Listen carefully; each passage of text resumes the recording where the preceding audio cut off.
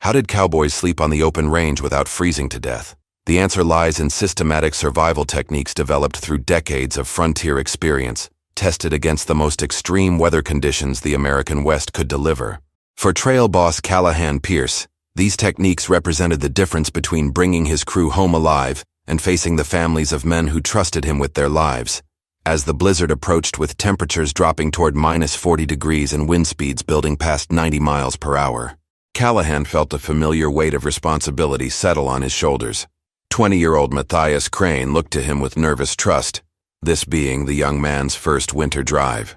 Cook Ezra Holloway checked their supplies with the methodical concern of someone who understood that keeping men fed and warm was more than a job. It was a sacred duty. The first survival technique addresses the primary killer in cold weather, wind chill through convective heat loss. Callahan knew that human bodies lose heat 25 times faster in moving air compared to still air conditions. His decision to select terrain 3 feet below ground level, protected by cottonwood trees, wasn't just tactical knowledge.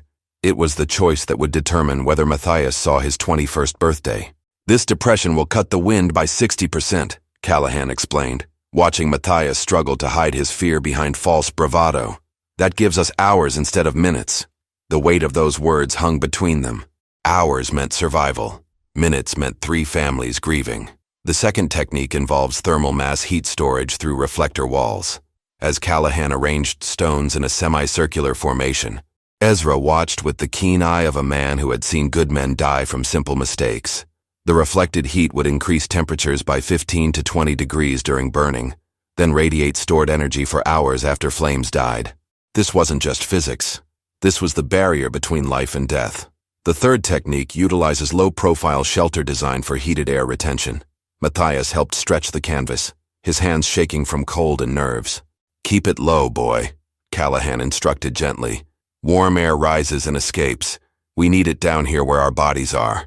The young man nodded, understanding that this lesson could save more than just tonight's discomfort. The fourth technique transforms snow into insulation. Ezra demonstrated packing accumulation around their shelter's exterior walls, his movements efficient despite the growing storm.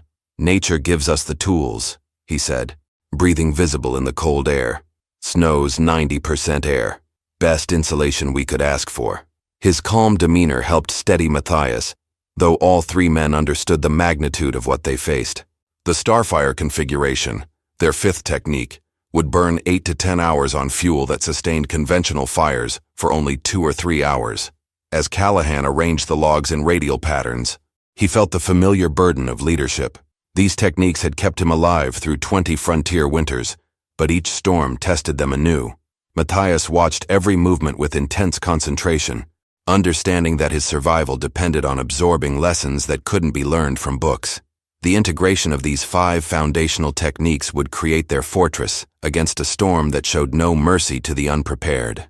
As temperatures plunged past -30 degrees, Callahan watched Matthias struggle to control his shivering and knew the next techniques would test more than the young man's physical endurance. They would challenge everything he thought he knew about masculinity and survival. The 6th survival technique, strategic body heat sharing, required abandoning pride in favor of staying alive. 2 people sharing body heat can maintain core temperatures impossible to achieve alone, Callahan explained, seeing embarrassment color Matthias's face. "Your discomfort with this technique could kill you." The veteran trail boss had learned long ago that death didn't care about social conventions. Back-to-back positioning provided heat exchange while maintaining dignity, but extreme conditions might require front-to-front contact that saved lives by creating shared air pockets within blankets. Ezra intervened with the gentle authority of a father figure, helping Matthias understand that survival trumped embarrassment. "Been on a dozen winter drives with men from all walks of life," the cook said quietly. Those who lived understood that brotherhood means keeping each other breathing. His weathered hands demonstrated proper positioning while his calm presence eased the young cowboy's anxiety about the intimate survival technique. The 7th technique addressed clothing layering with scientific precision that could mean the difference between circulation and frostbite. Matthias had made the common mistake of wearing cotton base layers that would become death traps when damp. "Wool against skin continues insulating even when wet," Callahan instructed, helping redistribute the young man's inadequate clothing. "Cotton in the middle when dry, canvas outside to block wind." The rearrangement process revealed how unprepared Matthias truly was, and Callahan felt a stab of protective concern for the boy's welfare. Each layer served physiological functions based on how human bodies responded to extreme cold. As core temperature dropped, blood flow to extremities decreased to preserve vital organs. Proper layering maintained core warmth that kept circulation flowing to hands and feet, preventing permanent disability. The eighth technique involved metabolic heat production through strategic food timing. Ezra distributed strips of high-fat dried beef with the measured care of someone calculating life and death margins. Fat produces twice the thermal energy of carbohydrates when your body burns it, he explained to Matthias, who was learning that frontier survival was applied science, not luck or toughness. Eat this before we sleep, Callahan instructed. Digestion creates internal heat lasting 4 to 6 hours, exactly when your core temperature drops lowest. Matthias chewed thoughtfully, beginning to understand that survival required intelligence and preparation, not just endurance. The ninth technique required careful water management to prevent deadly dehydration without triggering thermal shock. Ezra melted snow in metal containers over their fire, but heated water served triple duty: safe hydration, portable heat sources against the torso, and emergency warming for frostbite treatment. As wind howled around their shelter and snow accumulated against their walls, the three men faced the reality that they were only beginning to test techniques that would either carry them through the night alive or claim their lives before dawn. Each understood that knowledge, properly applied, stood between them and becoming another frontier tragedy. Hour 8 of the blizzard brought Callahan face to face with his deepest fear, watching a man under his care slip toward hypothermia while he fought to apply techniques that might not be enough. The 10th survival technique involved systematic hypothermia detection through monitoring protocols that could mean the difference between recognizing treatable cold exposure and watching someone die despite their best efforts. Matthias had stopped shivering an hour earlier, and the silence of his body's surrender terrified Callahan more than the storm's howling winds. When shivering stops, it's not improvement, he told Ezra quietly. Both men understanding they faced a critical decision point. Stage 2, hypothermia, meant they had perhaps 60 minutes for intervention before the condition progressed beyond frontier medical capabilities. The young cowboy's speech had become slurred, his coordination clumsy, and confusion clouded his normally sharp eyes. Ezra knelt beside Matthias with the gentle concern of a father checking a fevered child, his weathered face tight with worry. "Can you tell me your mother's name?" he asked softly. When Matthias struggled to answer, both older men exchanged glances that spoke volumes about their shared responsibility. The 11th technique demanded immediate emergency rewarming through progressive heat application that could either save Matthias or cause additional damage through thermal shock. Callahan made the decision to implement direct body heat contact, placing his own warm hands against the young man's core while Ezra prepared heated water at precisely the right temperature. Hot enough to help, not so hot as to burn compromised tissue. "Easy now, son," Ezra murmured, his voice carrying the same tone he might use with a frightened horse. The rewarming process required 45 minutes of gradual heating that allowed Matthias's circulatory system to adjust naturally. Callahan held the young man close, feeling the weight of responsibility that came with another person's survival resting literally in his hands. The 12th technique involved energy conservation through controlled movement designed to maintain circulation without depleting precious caloric reserves or generating sweat that could freeze. Matthias needed to move enough to keep blood flowing, but not enough to exhaust his already stressed system. Callahan guided him through isometric exercises that generated heat through muscle contractions without joint movement. "Press your palms together hard as you can," Callahan instructed, his voice steady despite his own fear. "Hold for 10 seconds, then rest." These simple exercises could generate internal heat while avoiding the energy expenditure that might push Matthias past his survival threshold. The 13th technique addressed the psychological component that could prove as deadly as physical cold. As Matthias gradually warmed and his mental clarity returned, Callahan saw fear replace confusion in the young man's eyes, the moment when someone truly understands how close they came to dying. "You're going to be all right," Callahan assured him, though uncertainty gnawed at his confidence. The storm showed no signs of weakening, and they had hours remaining before dawn. The techniques that had pulled Matthias back from the edge would need to sustain all three men through the longest. coldest part of the night when human core temperatures naturally drop to their most vulnerable levels. Hour 12 of the blizzard tested every ounce of Callahan's leadership as he watched frostbite begin claiming Matthias's fingertips, despite their best efforts. The 14th survival technique, emergency frostbite intervention, would determine whether the young cowboy returned home whole or carried permanent reminders of this night for the rest of his life. "Can you feel this?" Callahan asked gently, touching Matthias's fingers. The lack of response and grayish-white coloration confirmed stage 2 frostbite that required immediate progressive rewarming.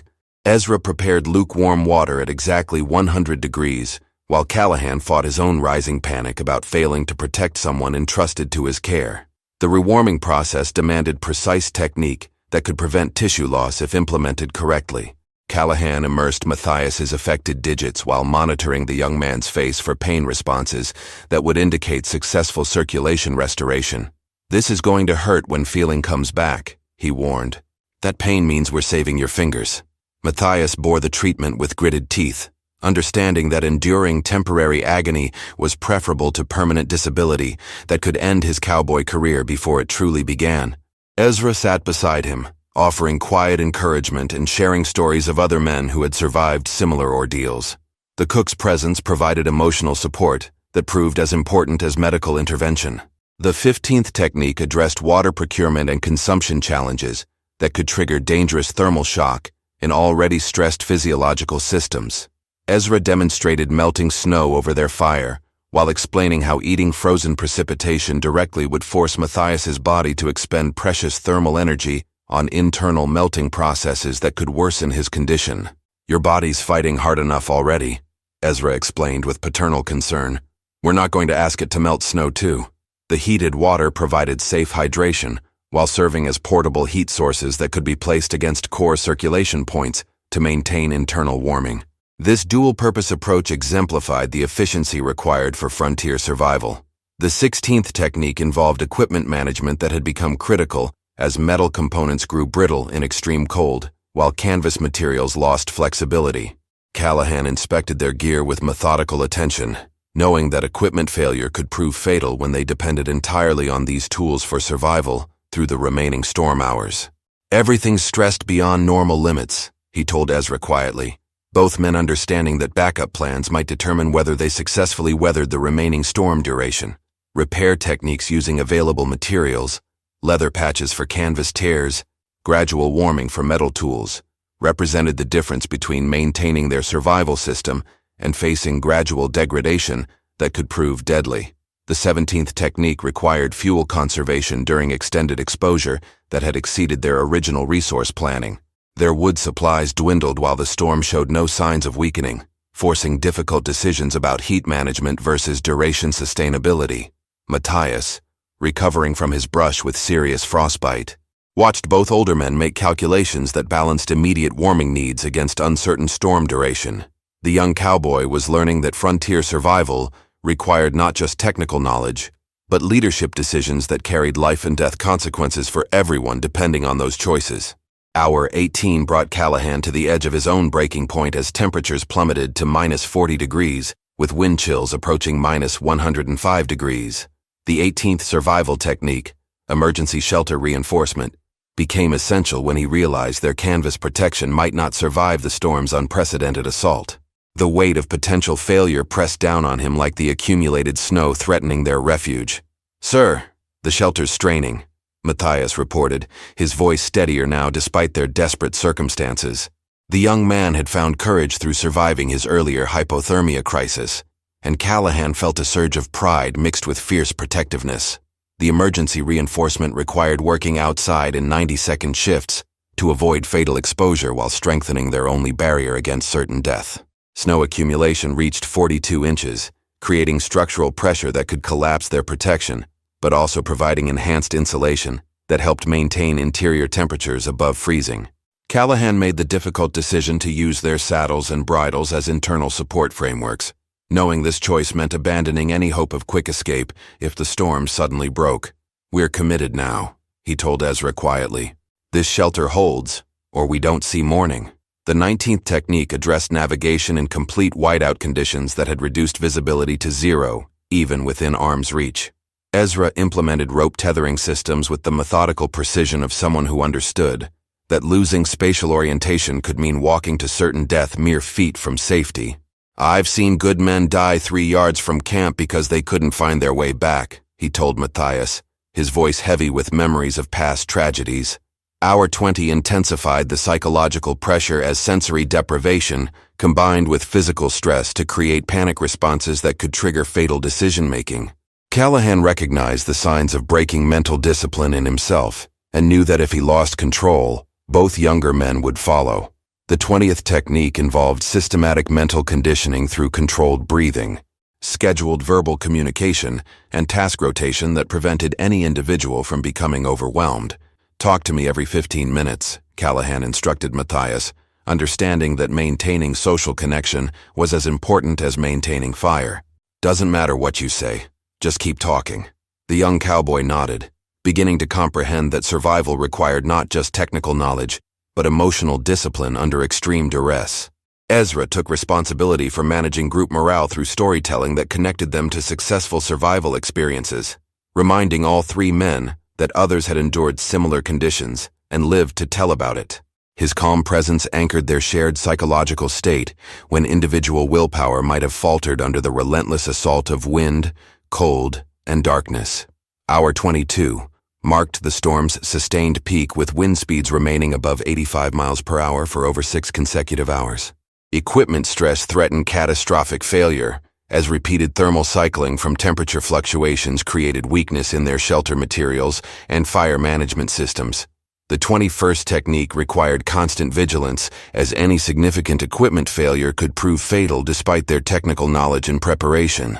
Their integrated survival system had successfully maintained human life through conditions that tested the absolute limits of frontier survival methodology, but the storm showed no signs of weakening.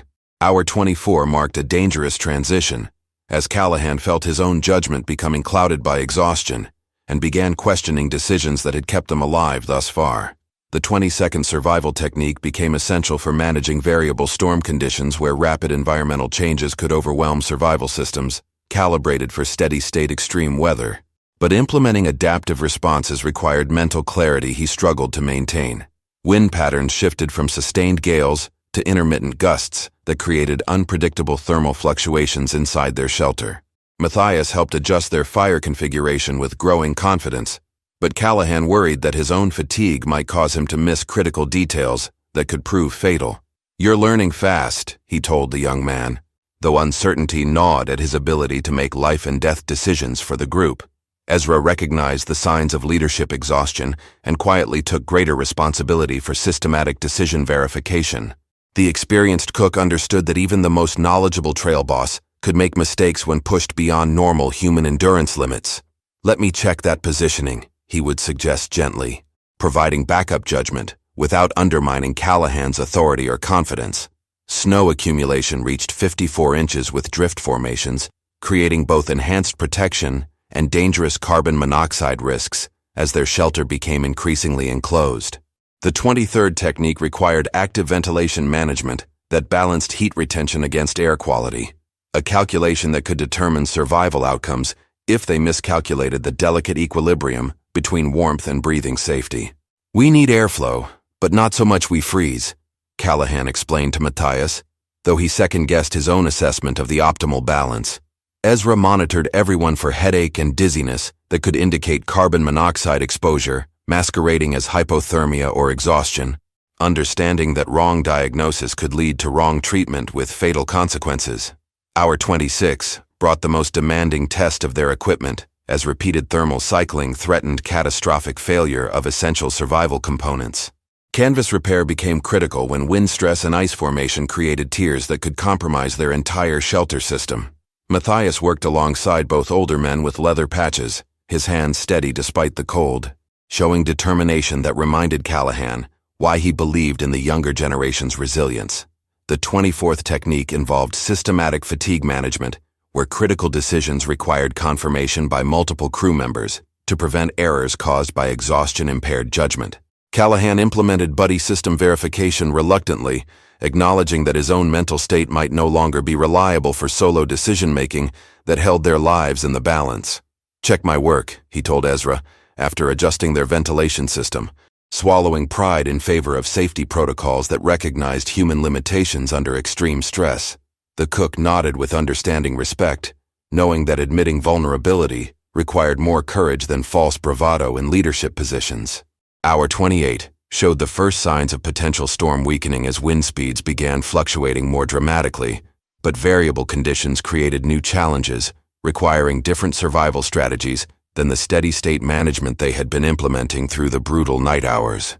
Hour 30 brought the first glimmer of hope as sustained wind speeds dropped below 70 miles per hour, but Callahan forced himself to resist premature optimism that could prove deadlier than the storm itself. The 25th survival technique addressed the dangerous psychology of transition periods, where reduced wind noise and lighter snowfall created false confidence about safety levels, while temperatures remained well within lethal range.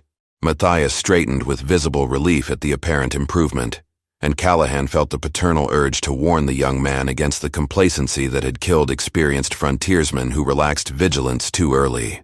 "The storm's not finished with us yet," he cautioned, though his own exhausted mind wanted desperately to believe the worst had passed. Ezra understood the delicate balance between maintaining hope and preserving survival discipline, sharing encouraging observations about storm progression, while reinforcing the need for continued technique application. "We're still at -35 with gusts hitting 80, he reminded them both, his weathered face showing cautious optimism, tempered by frontier wisdom earned through decades of winter survival experience. Snow accumulation reached 68 inches, with their shelter now functioning as a semi-permanent snow cave that provided exceptional insulation but required continued vigilance against carbon monoxide accumulation. The 26th technique involved air quality monitoring that could mean the difference between surviving the storm and succumbing to invisible poisoning within their own protective refuge. "Headaches could mean bad air, not just exhaustion," Callahan explained to Matthias, who was learning that frontier survival involved constant assessment of multiple simultaneous threats that could prove fatal if overlooked or misdiagnosed. The young cowboy nodded with the serious concentration of someone who understood these lessons might save his life on future trails. Hour 32 brought complex challenges as fluctuating conditions required simultaneous management of multiple environmental threats, while crew fatigue reached levels where human error probability increased dramatically. Callahan implemented systematic protocol verification, where all critical survival activities required confirmation by multiple crew members, acknowledging that even his experience couldn't guarantee perfect judgment under such prolonged stress. The 27th technique addressed equipment assessment as prolonged exposure had stressed all survival gear beyond normal operating parameters.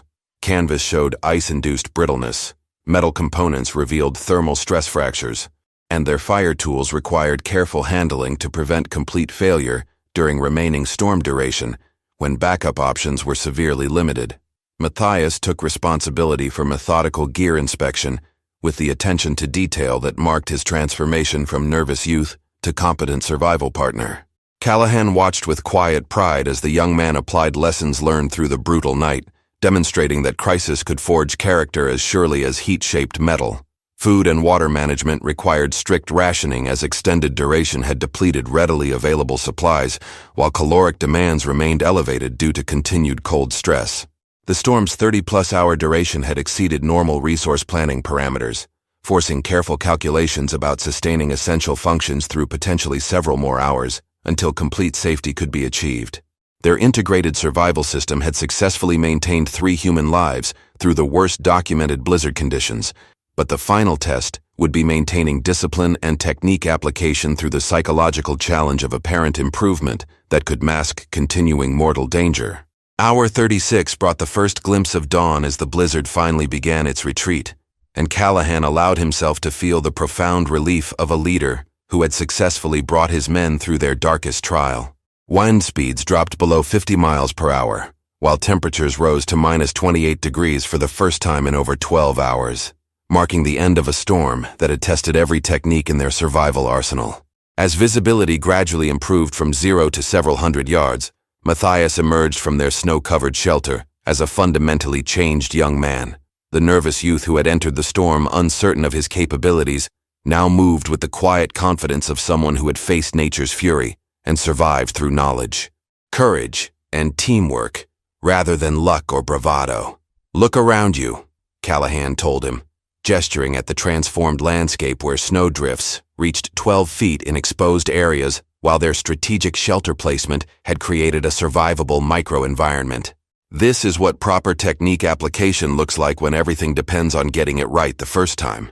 Ezra surveyed their survival system with the satisfied expression of a craftsman whose work had proven sound under ultimate testing conditions.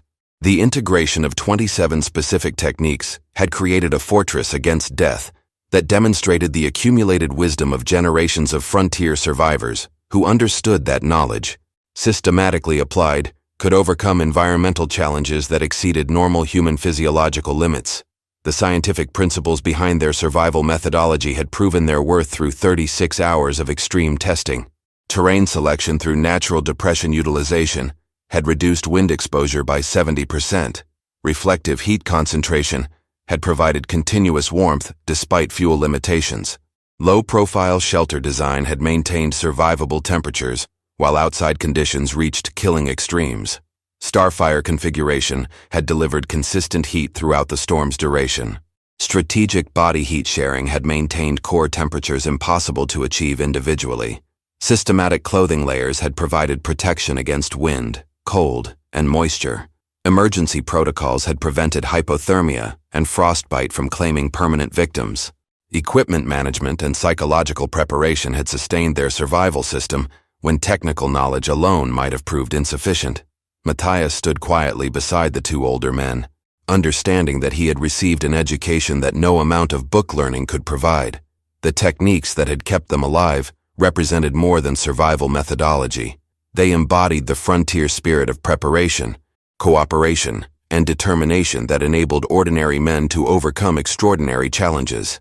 "These are the methods that answer your question," Callahan said simply, addressing the core inquiry that had brought them to this moment of hard-won wisdom. How did cowboys sleep on the open range without freezing to death? Through systematic knowledge, proper preparation, and the understanding that survival depends on working together rather than relying on individual toughness alone. The storm that had claimed countless unprepared travelers was finally ending, and 3 men emerged alive from conditions that had historically proven fatal to those who faced nature's fury, without the integrated survival wisdom that separated the living from the dead on the unforgiving American frontier. If you enjoyed learning these frontier survival techniques, click the video on your screen now to discover another incredible story of survival and ingenuity from the American West, where knowledge meant the difference between life and death on the unforgiving frontier.